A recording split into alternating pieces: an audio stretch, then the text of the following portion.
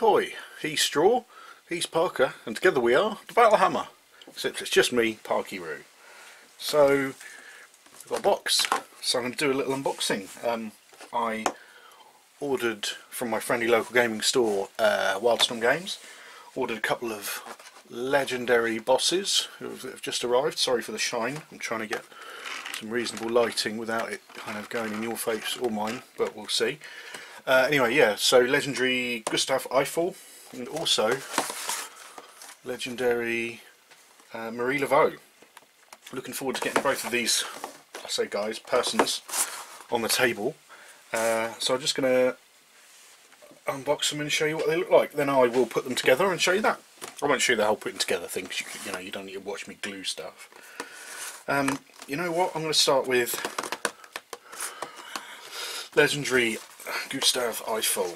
He had some shrink wrap which I've taken off just because it was glaring a lot into the camera, so I did that. That's him compared to that's a train going past my house, as they do on a regular basis, so I do apologise for the noise. I live literally right next to some train tracks. I don't know if I'm on the right or wrong side. So, what have we got? We've got I think it's an extra large base. Yep. Unsurprisingly, 2 bubble wrap doohickeys. Just pull those open. So I know that this is a redo, if you like, of Eiffel and his Legendary status. So it's like a new recast miniature, and they've changed the proportions slightly. Ooh, lovely. So right away I've got this, which is the front, goes that way, like the front part of his little spider doohickey, where he sits in this little chair here. Oh, well, you can see that. I'm just going to do a bit of zooming in. There you go. There, the detail's really crisp. The little steps or laddery thing up the side there, that's really nice. I love the smoothness of these little headlamp eyes at the front. They look lovely. Big hunk of resin. One thing that Warcradle have been doing as well with their new, you know, if they've ever repackaged something or whatnot, they've managed to fit things on better sprues. I know that the, what's the word, totems for the Warrior Nation are much less cost than they used to be. I think you now get a pack with 6 small and 2 of the big ones, and I think that's just because they've managed to sort of sort out the sprues and everything else. Here we've got like the big energy drum on the back, kind of this bit here is this piece. Again, lovely moulding, very crisp, very little in the way of mould line. There's a little bit underneath, but underneath is fine, but on the top there's nothing at all. Nothing at all. And this is his little front piece that kind of sits under there. Oh, and there's a little net space for a neck, and I'm really liking the crispness of the details on those eyeballs. Sorry, you nearly missed all of that, didn't you? On those like spider eye type doohickeys, they look really cool. And the little front piece almost looks like a little cow catcher, which is nice. Then we've got another little sprue here in a little baggie, and here we have, so this is the weird thing that, I mean, it's not a weird thing, it's clearly a Gatling gun of some kind, or a minigun, like many barrels. Looks to be, was that 12 barrels? Yeah, 12 barrels machine gun type doohickey that goes in this space under here. But his card doesn't have any stats for it. But I know that in 1.9, the new update that they've said is coming at some point, he's going to have stats for his big old machine gun, which is cool. It's funny, the reason I hadn't picked up Legendary Eiffel before is because I did think he was a little bit weak for a Legendary boss, didn't have a massive offensive capability. So hopefully that'll be, I don't know, maybe like, I mean, it'll be a Gatling gun of some kind, but I hope it's just not a normal Gatling gun. I hope it's like almost Legendary, what's his name? Legendary Carpathian's atomic minigun or something like that. That'd be cool. There we've got Eiffel himself, dude in his little chair with his little hands controlling his little thing, and he fits in this space here. Kind of like the way his elbows are out and he's got his little controls in his hands. That's pretty cool. And actually the beard, I don't know how well you can see that beard, like the lighting and whatnot. So his beard is very reminiscent of the shape of this front piece here, this cowcatcher front piece. I don't know if that's intentional. I'm going to assume it is, because obviously everything in design is intentional. If so, it's a pretty cool little thing. Yeah, and he's got like a little, looks like a little hairnet almost, and I mean, you know, the detail on his top and his shoulders and everything, it's just great. These are like little, I think on spiders they're called palps, like little extra mini legs at the front for stabbing. And then we've got another big bag here, live and direct, live on Channel 4. Please do not say fuck or bugger. You can really, because it's not Channel 4. It's not live either, so do what you want. Oof, here's the whole big old pile of leggy legs. So we've got lots of leggy legs.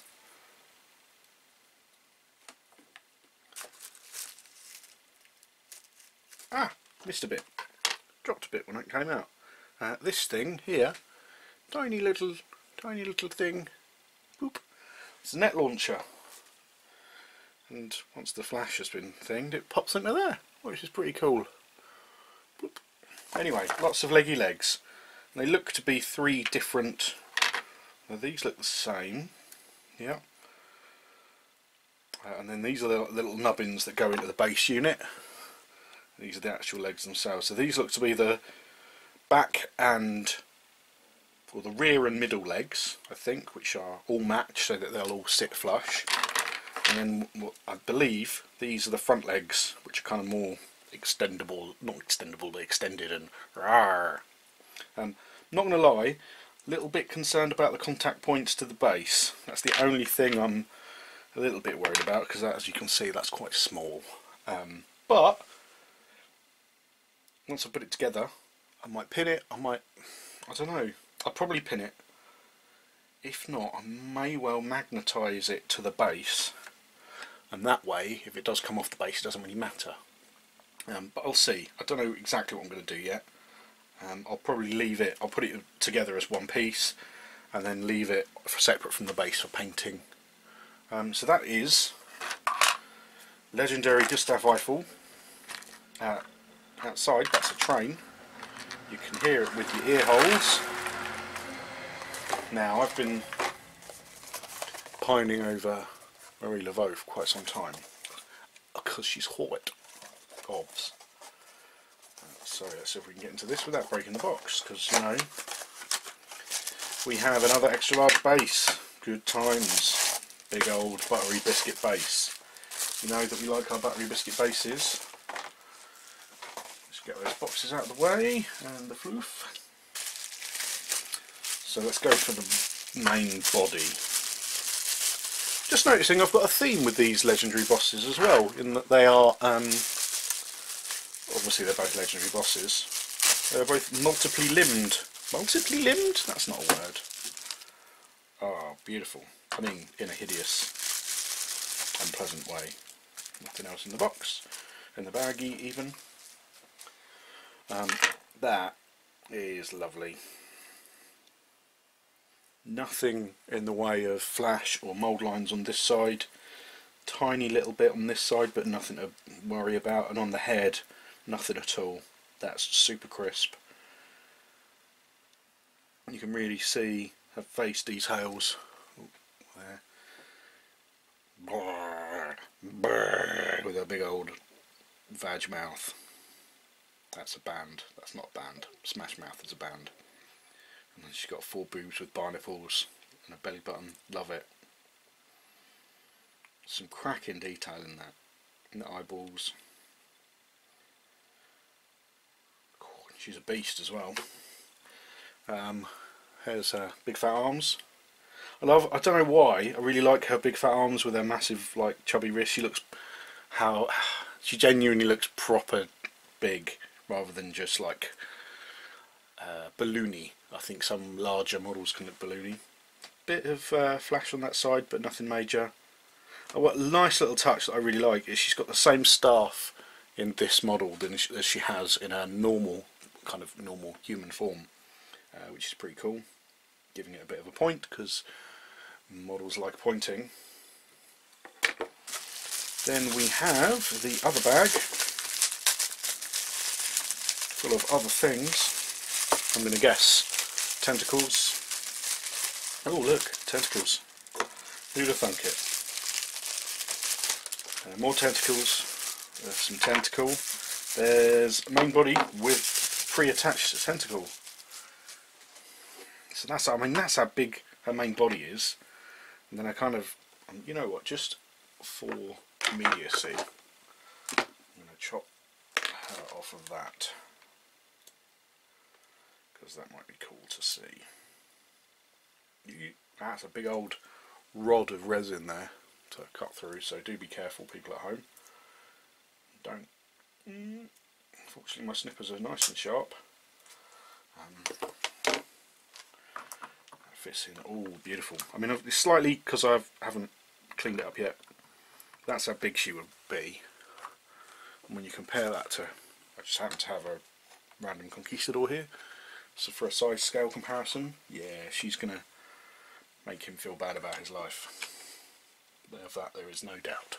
No doubt. I love, obviously her tentacles aren't on yet, but I love that kind of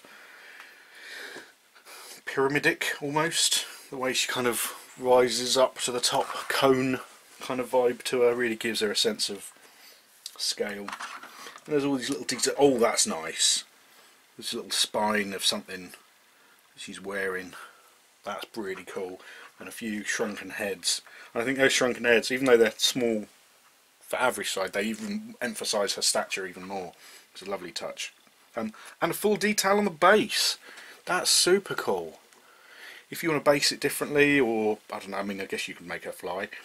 But if you want to base her differently or something, that gives you loads of creepy work there.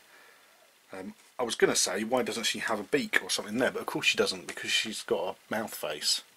Maybe she's got that said poop hole hidden. Tentacles again look lovely. Oh, they need very little clean up. There's a bit of flash here, but I can tell just by looking at it that will just brush away with a toothbrush. Yes, so fine you can brush it away.